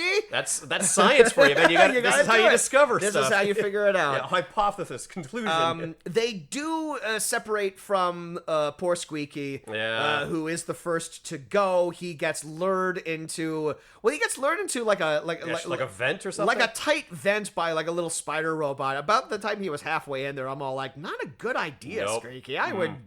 Here's what I would do. Not that. It doesn't work out great for him because he gets strangled by some power cords, which is not how I would have expected it to go. But hey, first kill, right? But they're like sentient power cords. Ooh. On a virus ship, and then the virus people start attacking them, and Squeak is one of them. And this is another moment that I thought was genuinely creepy because it's established that Squeaky is really good friends with Steve. Like they're buddies or whatever. I was mostly remarking about how like he keeps reiterating to Steve, like just addressing him by name, and I was like, this is just terrible fucking writing. Right up until the point where like now that he's part of the Borg.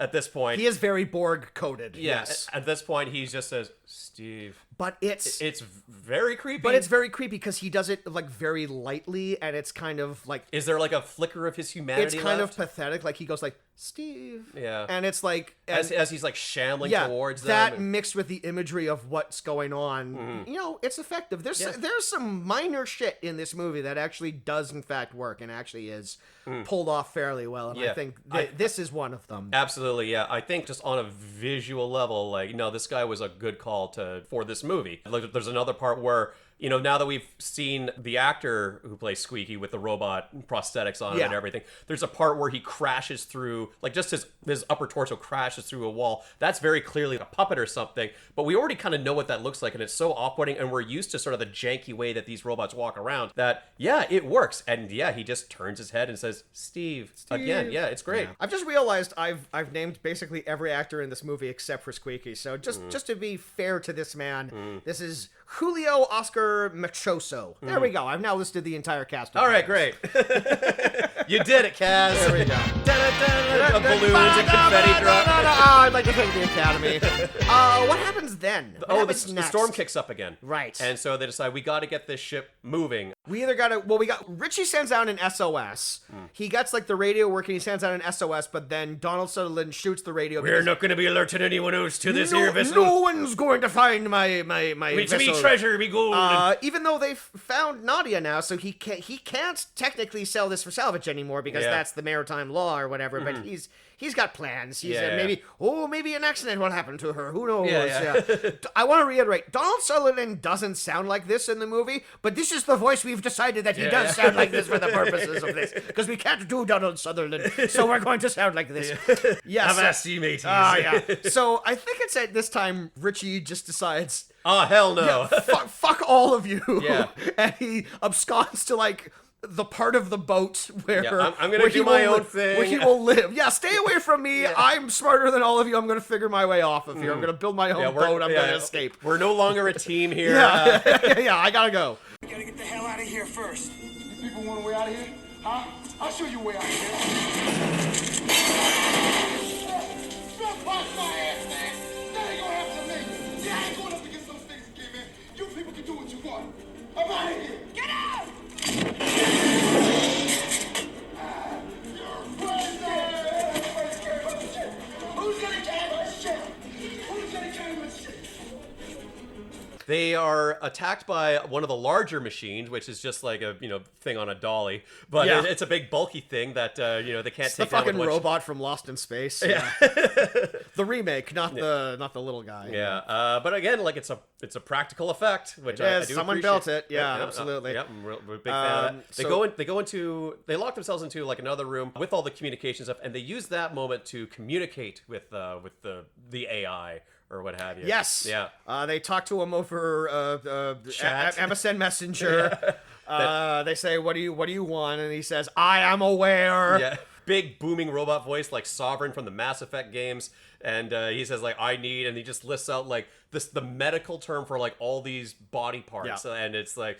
Oh yeah, I seem to recall what that is. That's an eye thing, right? Oh yeah, that's like muscle tissue stuff. I require spleens. Yeah, this sort of thing. I need tungsten to live. And this tungsten. And this is where we.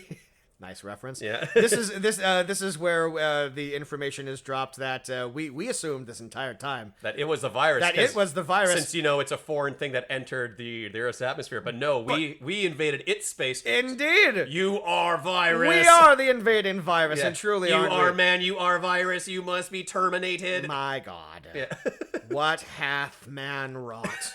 And I love how it says like you are, and then cuts to virus title card. Yeah. So they end up going outside in the ship. Poor Cliff Curtis meets his goes end. overboard again. He just falls off the ship. In this robot attack movie. He survives an anchor falling on him and like getting like all of his wounds patched up, and some strong wind knocks him the fuck over.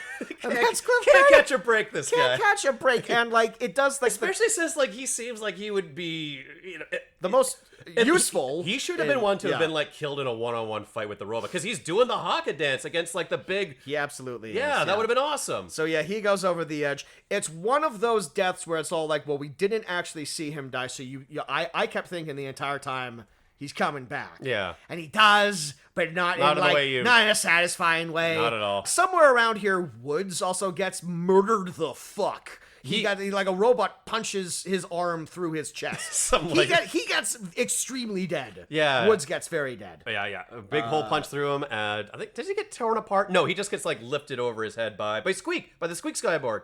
By Skyborg. By Skyborg. Yes, he gets Skyborg the fuck. And I think he gets torn in half eventually because eventually Donald Sutherland sees his head lying on a table and he's like, Woods, we work together for what's the voice? Oh, we've been working together for 25 years. 25 years, me and Woods. 25 years strong, we're bond. Now he's a head on a table and I'm talking to a virus. I'll be talking to a computer from another world. Who could have predicted this? Oh, what a grim outcome for all of us. Yeah. Are you new to this would happen just like me father would told he'd be joined by the sea, and I'd be going by the cyborg. When my father was taking down the Davy Jones locker, he said, son, stay away from the robots. They'll get you in the end. I said, Pappy, we're on the sea. There's no robots here. But he was right. So he takes it upon He takes it upon himself to have a little parley with the virus itself. So he goes to the big cyborg room. The robot bouncer, nods him in. And... Yeah, that was so weird. He gives him a little tip of the cap. And he's all shows off his captain. Thank you very much. I think I will. Shows off his captain stripes and salutes him or whatever. And it's like a moment where it's like Donald Sutherland and the creature, the virus. I guess that's what we're calling it. They look like they're striking a deal, and it's all like, oh, he's gonna be like the turncoat on humanity. He's gonna betray his own kind. Sacrifice. You think this is gonna lead to something interesting? He's almost immediately turned into a robot zombie. Yep. It's kind of disappointing. You kind of think that maybe something like a little more is going to happen with Donald Sutherland. He should have been the final boss. Yes. It should have been his head on the big giant he should thing at the that's very what end. I thought was gonna do. I thought he was gonna meld with the virus itself. Yeah. And then it's like his head on a monitor or something stupid like that. Just, anything. Yeah, he becomes Max Headroom. Yeah, just anything. Oi, oi, oi, oi, oi. My God! But no, it's the human antagonist and the big scary monster combining their forces to go up against the characters that we like. But no, it's not. Our surviving heroes make it back to the bridge. Make it back to the bridge, and that's where we meet the cyborg Donald Sutherland, which looks about as cool as all the other practical effect looking things we see. I mean, when it's him acting, it's him in just a weird prosthetic suit. Still looks good because it's lit properly and everything. Have to imagine classically trained Shakespearean actor Donald Sutherland did not enjoy sitting in that makeup chair to get all this crap put on his face. Nope, not at all. He was a team player from to the very end. Something about this captain character spoke to him. He always wanted to play a seafarer or something like that. And so if I have to become a robot zombie to get there, I'll do it. I've just always wanted to play a sea captain. Yeah, by hook or by crook. And how do they dispatch him? Oh, Nadia has these phosphorus grenades. Oh, they have phosphorus grenades. That's right. Which you would imagine would blow a hole in the ship. Yeah. Which at this point in time is what they're trying to do. They're they realize no help is coming, so they realize we just need to sacrifice ourselves. We can't let this virus get to the mainland. The virus is steering itself towards some British naval base on an island. Yeah, so it can uplink itself to the world. To the world! Yeah, exactly. And they gotta scuttle the ship. One wonders why Nadia didn't do this herself while she was on the ship. I think she was trying to, probably. Good question. I mean, they somehow managed to shut off all the power.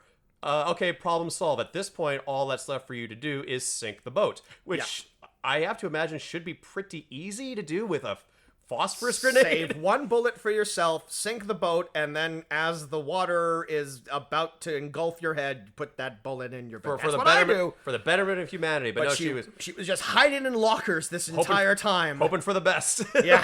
hoping that someone would find her. For a salvage team to come by and salvage her.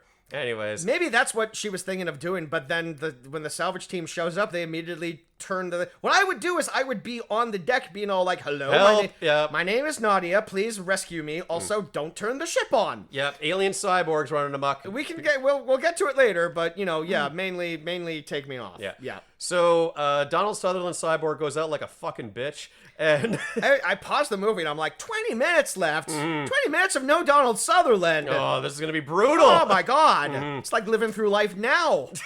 With no Donald Sutherland. Yeah. They run around the ship. There's a big giant robot that's chasing them around now. Richie has found sort of like this like escape pod type situation where there are these like pneumatic tubes, but they're like big enough for a human body. Well, it's like...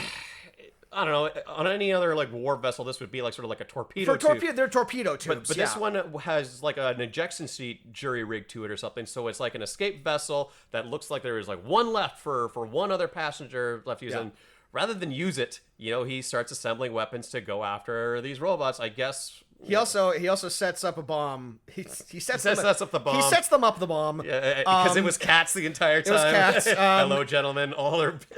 Wow, we're showing our age. Really showing. No one. All right, kids. No one knows what we're fucking talking about. All right, kids. Back in 2003. Anyway. All right, the internet. Just the internet. That's the explanation for that. The internet. Yeah, and Richie's over there, and he's steadfastly says like, I'm not going to be in this movie. I'm not going to get killed by the virus. I'm leaving. But then. Yeah, the other survivors and Richie, they kind of cross paths, and then I guess that's what inspires him to he go does fire a bazooka or something, because they do find like a weapons room. They find like a munitions room, and so Richie on does this science vessel. Yeah, well, you need it because they're the Russians. Of course, you gotta have every weapon imaginable. So yes, he does find like a Harrier missile that he shoots at a robot. But it doesn't work, and the robot's still alive, and poor Richie goes out, and William Baldwin says, why did you save yourself? Why did you sacrifice yourself, Richie? And Richie says, because I'm just that stupid. Yeah. I guess I'm just that dumb after all. I guess I will die in this movie, and he does. Like, well, thanks for everything, Richie. But he says before he dies that I left a little surprise. I left a little surprise for the virus. Get to the. But I can't tell you what it is. You'll know it when you see it. I can't tell it what it is because I'm dead. Yeah. And I just. No, he specifically says you'll know it when you see it. Right. Like, I sure fucking hope if no, someone. Tell me now, Richie. Yeah. Explain it. What, like, do you see what we're up against here? I can't read Russian. Describe it to me. Yeah. Yes. And then Nadia also sacrifices herself shortly after that, too. Yeah. None of their sacrifices work because the virus does not die. He manages to outlive all of them. He manages to get over all of these. At one point, Jamie Lee Curtis falls into a big pool where that is just full of the floating corpses of some of the remaining Russian soldiers, which, again, very creepy. Very creepy, and it's the most that she gets to scream in this movie, because she's got to scream a little bit. Yeah. She's got to be a little scared. And I mean, you're swimming in a darkened room full of all these corpses while there's a giant robot after you. I wouldn't have fun. Yeah, I'm right there with you, Jamie. Yeah. But now Jamie Lee and William Baldwin are the only Billy ones Baldwin left. comes by and saves her. They're the two on the poster, so of course they're the ones that are going to live. Not that I want Jamie Lee to die. Jamie Lee has to survive the movie. Yeah. But yeah. They find their way to the missile room, and what did I just write down here? Billy Baldwin just says, like, yeah, Richie mentioned that he found this one thing in the missile room, in this derelict Russian boat, and there it is. This is for you, Jamie Lee Curtis. I had no idea what I was looking for, but that's gotta be it. Yeah, to his credit, William Baldwin does try to nobly sacrifice himself, but at the last minute, Jamie Lee's all like, no, get on here. We'll both do this. This obviously can support two human bodies, and it does, amazingly, even though it absolutely should not. Yep. But they shoot out of the torpedo tube, and as they do, it pulls a cord, like it's a fucking grenade or something. Yeah, because Richie set up some of those other phosphorus grenades to blow up all when it over pulls the place. Pins. Yeah. And then the virus gets closer and closer to the bomb, and then he realizes it realizes it has no gender. It's a virus. It looks right at it, and then looks at the camera like, like gulp, like it's a real sort of like type moment, and then the ship explodes, and one assumes the virus has been eliminated, or at the very least, it has sunk to the bottom of the ocean. So one can hope. Yeah. One can hope. This looks like that there's like another. It's a naval vessel. They say like, oh, that's one hell of a flare, and so they go to pick him up. I don't know, it was like Australian accent. Sure. Yeah, so they go to pick I him- didn't. I had checked out at this point in time in the movie. I didn't watched this pick movie up. twice, and at this point I was like, fuck. Boy. Yeah. Yeah. So the next day, a rescue chopper comes by, sees Jamie Lee and Billy just floating about on some bit of wreckage. And off the corner of her eye, Jamie Lee Curtis sees another body in the water. She's like, "Oh my God, it's my good friend Hiko. After 2 failed attempts, he might have actually He survived." might have actually survived this movie. That would have been incredible. No. And then a very confusing fake out because she goes over to Hiko, and I get the idea that he was supposed to have like a robot zombie face. His face just looks like damaged. His face just Like looks burned. Yeah, burned or whatever. Even though he wasn't in an explosion, I mean, he was adjacent to an explosion. He fell off the boat, and then the boat exploded. So one assumes maybe he during- got some I don't know, during- residual. But during a big typhoon or something, he would have just like been He would have drift- drowned. He just would have drowned. He would have Yeah. drowned or like drifted away from the boat. But anyway, it's a dream. It's a last minute dream fake Bah! out. Yeah, and Jamie Lee wakes up screaming, and William Baldwin's there. He's all like, "It's okay. It was just a dream." It's a weird fake out to give to Cliff Curtis, who throughout the entire movie was nothing but nice to everyone, and it's weird. Like if they're gonna do that, they have to make him look like a cyborg. But I don't know. Maybe he heard how much Donald Sutherland was complaining, and he was just all like, "You're not putting that on me, brother. I'm not. I'm saying no. I'm saying no right now. I got enough shit on my You face can right give now me with the some- tattoos. You can that give me aren't some mine. scars, exactly. Yeah, You can yeah. give me some scars, but that's it. I'm not Yeah. putting metal on this. Metal doesn't touch Cliff Curtis. Yeah. Doesn't do that. I got an allergic reaction to it. And and Billy Baldwin has like the very unearned I've also survived this movie. I'm also here. I'm also here. I'm also a Baldwin. ugh. And this really was the last time he headlined any movie of any sort of That's what you would call significance. this. This was a headlining turn from here. Well, he's above the title. He gets equal billing credit to Yep. Donald Sutherland and Jamie Lee Curtis. Yeah. So that's the movie. Any other things that we didn't bring up here? Not about the movie, but I have something that I wanted to add Okay. to the virus legacy. But is there Okay. anything we didn't mention that you wanted to? 2 quick things that I wanted to bring up here. We didn't talk about the scene how Donald Sutherland, after he drops all the salvage, wants to shoot himself. I did mention that he has like a gun in his mouth Oh, did at you? one point Oh, in time. oh, Yeah, okay. but yeah, he's at the end of his rope, and yeah, he's gonna commit Yeah. suicide. But then he gets dollar signs in his Before eyes. he does it, he looks at a young picture of himself. That was weird. Because it's a young like headshot of. It's a young Donald Sutherland headshot, and he says, "I let you down, boy." So they've managed A to catch. very odd moment. They yes. managed to catch that ad lib. And another ad lib that they caught was at one point after he shoots the big radio when they're signaling for help, he gets knocked out by Jamie Lee Curtis. She says like, "You're not in charge anymore." 'Cause that's how it works. That's really how. If your captain is acting crazy, you can just punch him in the face. And now you're the captain. Yep. She had but she also had that moment where it was like a decade too soon, where she went up to Donald Sutherland and she said, "Look at me, look at me. I'm the captain now." Okay. Thank you. What she does says is "fuck you" at one point as she's like running out of the room. Again, Jamie Lee Curtis probably just ad-libbed that. Probably that was towards the director. Yeah, actually, absolutely. yeah. And they just captured. Can you it. come back here and get us? And I was Yeah. like, "Fuck off." So Yeah, what do you want to say? the producers had some big plans for this movie. They really thought they had another Alien on their hands. I mean, close corridor, darkened alien monster kind of movie. I could see it. And it led to not only a line of virus action figures, which you could buy at Toys R Us or other local stores. You can see here's Squeaky. He has like the half robot See, face. this is why you don't name a character Yeah, Squeaky. There's everyone's favorite character, Steve Baker, and of course Oh. it did that classic thing where you get the action figure, And but you get, like, pieces of you get a- a piece of the giant goes robot to a that big you can toy. go. There's Richie. He's got his own. They maybe didn't know how to make an action figure of a black person. There's Captain Alexi, the robot. I'm trying to find Jamie Lee. Oh, Captain Everton gets a. That's pretty cool. He gets a head that you can swap up. So he's like Donald Sutherland, then like he's- his actual like his captain's- actual I probably just want. captain's head. I just want an action figure of that. I just want like the sea There. captain version of him. There's Jamie Lee. There she is captured in plastic goodness. In a Deadpool costume. An absolute facsimile of what that woman looks like. Yeah. So yeah, there was a whole line. the one kid on the street could From the hit movie Virus. show his entire line of Virus action figures, a movie he definitely didn't watch. I'm assuming his gender, but I got Hiko. I got Woods. I got Richie. I got Cyborg Captain Everton. So yeah, not only was there a line of action figures, but there was also a PlayStation 1 game. Oh. But it was only released in Europe.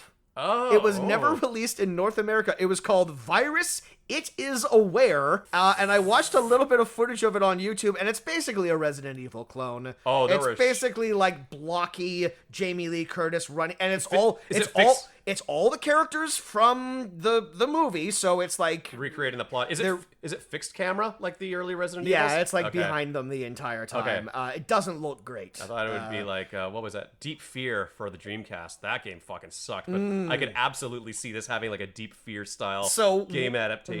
One European child was all in on Virus. He had virus fever. He had Virus on the PlayStation. He caught the virus. He caught the virus. He had all of his favorite characters in action figure form. Yeah, there's that not a one, whole lot of friends. This one kid. That one weird kid, Francois, loved Virus. He was all in on it. But keeping the dream alive, like keeping that geosites alive. Maybe they're like he's doing the online campaign to make that sequel, getting the crowdfunding for it. At the very least, he's got a lot of negative things to say about Jamie Lee Curtis. He doesn't quite appreciate the at the very least the piece of art that she was in. Hey. If you gave a script to William Baldwin today that was like Virus 2, like Legacy or whatever, he'd be like, sign me the fuck up. Yeah. That is something that I absolutely will say yes to. This kid absolutely would have had the comics too that you mentioned. Absolutely, yeah. He probably had the comics, which came before the movie. So yeah, he had the Virus T-shirt. All right, so he's the Virus coffee mug. So he's a little older now. What prop from the movie do you think he has? Oh, one of the fleshy arms. One of the like fleshy dragonfly robots? I guarantee you go on like those sites that like has like movie merchandise. They're still selling off bits of this robot from this fucking movie. Repurposed to other. Yeah, he's got the nails that went into Woods. I am gonna do a Google search right now. Props from the movie. This movie deserves no props. All right, so moving on to does this movie have a certain something, or do you think it's a whole lot of nothing? I think this movie has good practical effects that are shot well, used in a very effective manner. That doesn't quite save the movie because none of the characters are especially memorable, save for Donald Sutherland, who's not given a fair enough send-off as like the sort of human antagonist character. There are countless other movies like this that are done better. I'm delighted to tell you that on yourprops.com, you can purchase a fully animatronic robot captain puppet right now. Alexi or Donald Sutherland? I think it's Donald Sutherland. I can't really tell. He doesn't really look like anything from the movie. He's also, this is also like 2 decades old now, and it's probably falling apart, and whatever silicone was made to use it probably smells as bad as the in movie robots. Yeah, for authenticity. Yeah, and you can also get the head of Goliath. I guess the big robot. I guess the final robot was called Goliath, even though they never say that out loud. Yeah, you know what? God damn it, I had some fun with Virus. Okay, all right. It's a classic wet horror.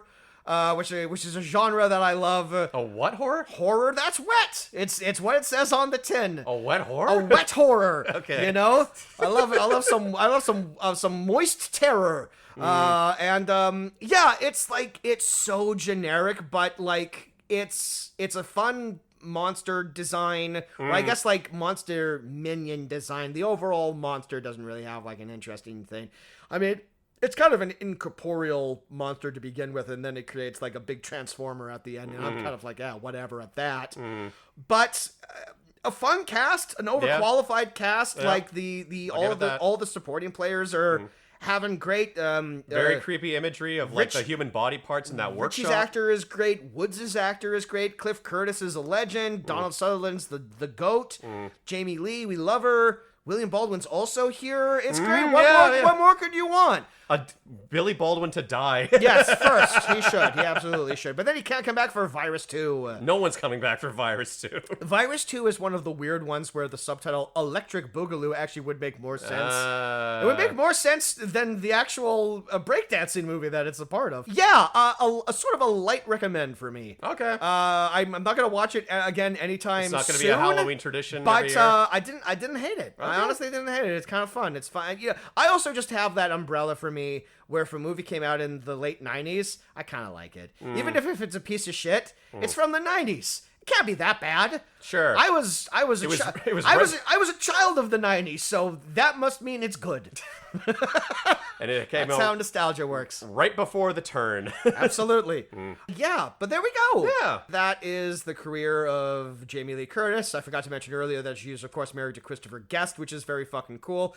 She's technically a baroness. Oh, yeah. Because Christopher Guest inherited, like, a barondom or whatever from, like, his ancestors or whatever. So, like, Jamie Lee Curtis stealthily is a baroness.